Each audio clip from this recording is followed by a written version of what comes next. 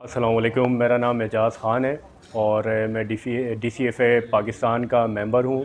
और आज 2 मई के हवाले से मैं पैगाम रिकॉर्ड करवाना चाहता हूँ कि सबसे बड़ा इस टाइम जो हमारा मसला इस टाइम चल रहा है वो नस्ल कशी का चल रहा है। और शाकिर उमर गुज्जर ने माशाल्लाह से बहुत अच्छा पैगाम दिया है कि हमें ये नस्ल कुशी को रोकना चाहिए, ताकि हमारे जो जानवर हैं वो स्लॉटर हाउस में जाने के बजाय वो रिफ़्रेश होने के लिए पीछे पंजाब जा सकें, अपने इलाकों में जा सकें और दोबारा रिफ़्रेश होकर हमें मिल सके।